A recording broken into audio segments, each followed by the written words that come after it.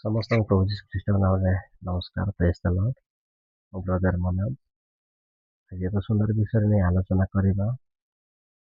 ଆମେ ଈଶ୍ୱରଙ୍କ ବାକ୍ୟରୁ ଗୋଟେ ବିଷୟ ଚିନ୍ତା ଆଲୋଚନା କରିବାକୁ ଯିବା। ବର୍ତ୍ତମାନ ପ୍ରଭୁ ଅନୁଗ୍ରହ କରି ଆମମାନଙ୍କୁ ଆଜି ଏକ ସୁନ୍ଦର ଦିନ ଦେଖିବା ପାଇଁ ଦେଇଅଛନ୍ତି।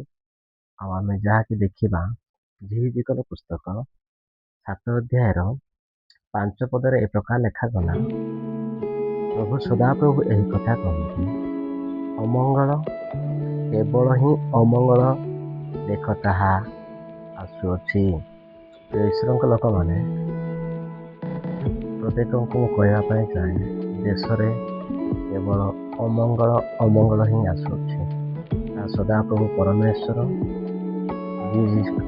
ଝିହିଜିକର ଭବିଷ୍ୟତ ବକ୍ତାଙ୍କ ଦ୍ୱାରା ଆଗରୁ ଜଣେଇଥିଲେ, ତାହା ଯେ ବର୍ତ୍ତମାନ ସଫଳ ହେବା ପାଇଁ ଚାହୁଁ।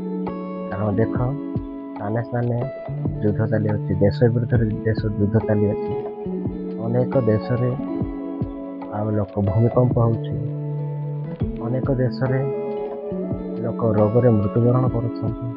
ବର୍ତ୍ତମାନ ଆମ ଦେଶରେ ଗ୍ୟାସର ସମସ୍ୟା, ଆମ ଦେଶରେ ପେଟ୍ରୋଲ ଡିଜେଲର ସମସ୍ୟା ଆଗକୁ ଦେଖାଯିବାର ସମ୍ଭାବନା ଅଛି।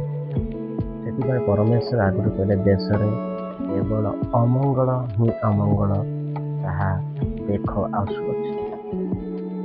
ଈଶ୍ୱରଙ୍କ ଲୋକମାନେ ଏହି ଶେଷ ଦିନରେ ଅନ୍ତିମ କାଳରେ ଉପସ୍ଥିତ ହେବା ସମୟରେ ଆମମାନେ ସମସ୍ତେ ଈଶ୍ୱରଙ୍କ ପ୍ରତି ନିଜ ନିଜକୁ ଫେରାଉ। ଶେଷ ଦିନରେ ଆମର ମନ ପ୍ରାଣ ଆତ୍ମାକୁ ସଦାପ୍ରଭୁଙ୍କ ନିକଟରେ ଢାଳି ଦେଉ। କାରଣ ଶେଷ ଦିନରେ ପ୍ରଭୁ ଯେପରି ଆମମାନଙ୍କୁ ସମସ୍ତ ଅମଙ୍ଗଳରୁ ସୁରକ୍ଷା ଦେଇ ରକ୍ଷା କରି ତାଙ୍କ ରାଜ୍ୟରେ ଅଧିକାର କରାଇବେ, ଏଥିପ୍ରତି ଆମେ ସମସ୍ତେ ଧ୍ୟାନ ଦେବା। ଧନ୍ୟବାଦ ରହିଲି। ଆଉ ସମସ୍ତେ ବାକ୍ୟ ପ୍ରତି ଧ୍ୟାନ ଦିଅନ୍ତୁ। ପ୍ରଭୁ ଆମକୁ ଆଶୀର୍ବାଦ କରନ୍ତୁ, ଅନୁଗ୍ରହ କରନ୍ତୁ। ରହିଲି, ସମସ୍ତଙ୍କୁ ନମସ୍କାର।